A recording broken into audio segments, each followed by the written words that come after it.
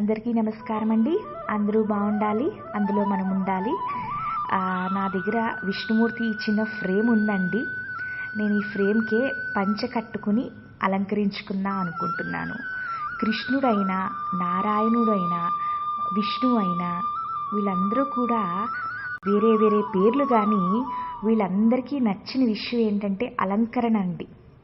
తిరుమలలో స్వామివారికి రకరకాల పువ్వులతోని, ఒకరోజు చందనంతోని, తులసి మాలలు, ఎన్నో రకమైన వస్తువులతోని స్వామిని చక్కగా అలంకరించుకుంటారండి. నిత్య కళ్యాణం పచ్చతోరణంలాగా తిరుమలలో స్వామిని ఎప్పుడూ చక్కగా అలంకరించుకుంటారు. ఈ మహాంతరమైన ముక్కోటి ఏకాదశి రోజు కాబట్టి నా దగ్గర ఉన్న వస్తువులతో ఆ శ్రీమన్నారాయణుడిని నాకు తోచిన విధంగా అలంకరించుకుని స్వామికి పూజలు చేసుకుందాము అని అనుకుంటున్నా. ముందుగా స్వామికి పీఠం ఏర్పరచుకుని స్వామికి ఈరోజు నేను ఏడు సంఖ్య అంటే స్వామికి చాలా ప్రీతికరం అండి. అందుకనే 7 గోధుమ పిండితో చేసిన దీపాలు అండి. ఈ దీపాలు 15 నిమిషాల్లో సులువుగా చేసుకోవచ్చు. నేను ఆల్రెడీ ఆ లింక్ పెట్టాను, మళ్ళీ డిస్క్రిప్షన్లో కూడా పెడుతున్నా. స్వామివారికి ఇష్టమైన అంటే ఇది ఏకాదశి కాబట్టి మనము బియ్యం పిండి తక్కువగా వాడతామండి. బియ్యాన్ని కానీ బియ్యం పిండి కానీ అసలు ఎక్కువగా వాడకూడదు. ఎందుకు అంటే మురాసురుడు అనే ఒక రాక్షసురుడు బియ్యంలోనే దాంకుంటారు అని మన పెద్దవాళ్ళు చెప్తూ ఉంటారు.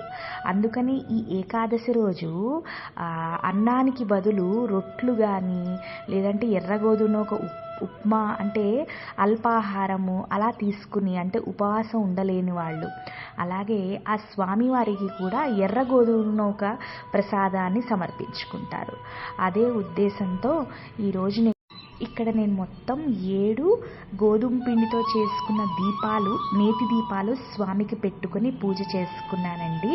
ముందుగా స్వామిని అలంకరించేసుకుని అప్పుడు పూజా విధానంలోకి వెళ్ళిపోదాం.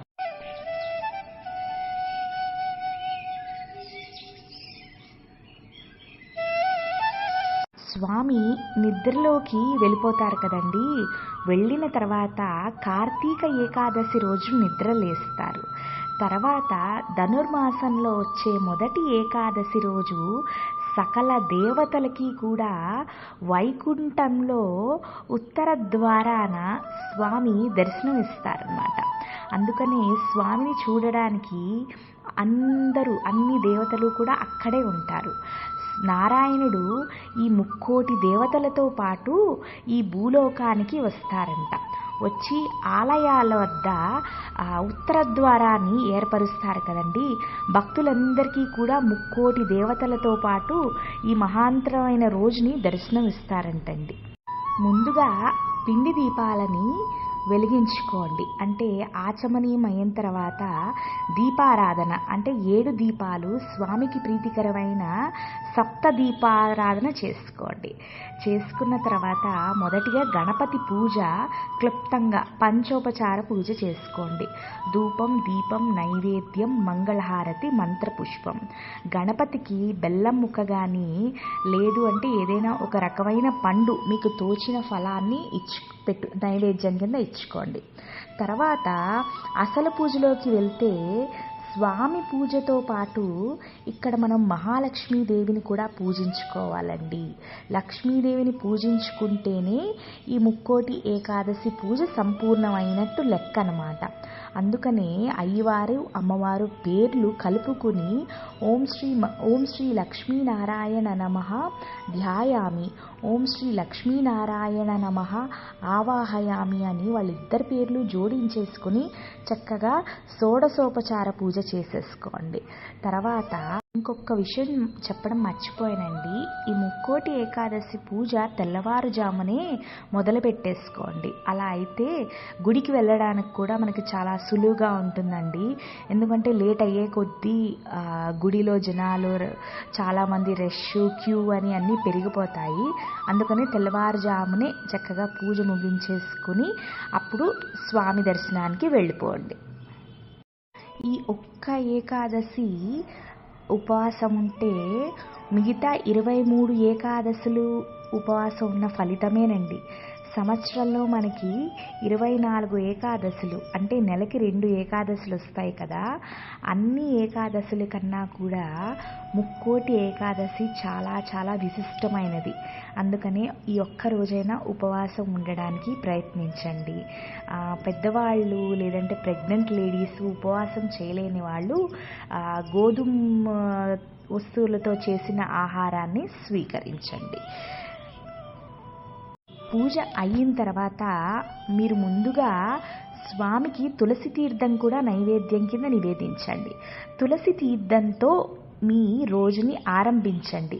తులసి మన శరీరంలోకి ఎప్పుడైతే వెళ్తుందో అందులో దైవగుణం ఉంటుందంటండి. మనలో ఉన్న చెడుని తగ్గించి మంచిని పెంచి మనలోని అన్ని మంచి ఆలోచనల్ని పుట్టిస్తుందంట.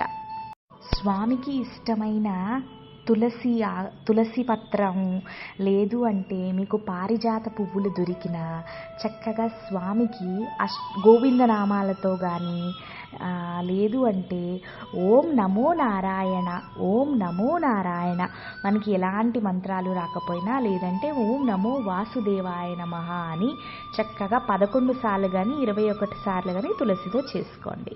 లేదు అంటే వెంకటేశ్వర స్వామి అష్టోత్తరం చక్కగా చదువుకోవచ్చండి.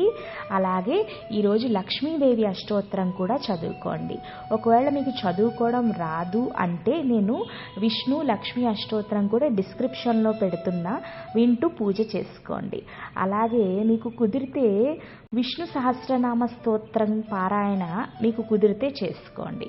తర్వాత అమ్మవారి అష్టోత్తరం అప్పుడు కొంచెం కుంకుమతోని అమ్మని పూజించుకోండి.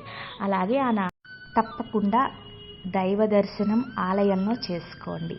ఒకవేళ ఆలయానికి వెళ్ళలేని పెద్దవాళ్ళు కానీ లేదా ఏదైనా ఇబ్బంది వచ్చి వెళ్ళలేని వాళ్ళు తప్పకుండా ఉత్తర ద్వార వైకుంఠ దర్శనము మేము స్వామికి చిన్న ద్వారంలా చేశాము ముచ్చట.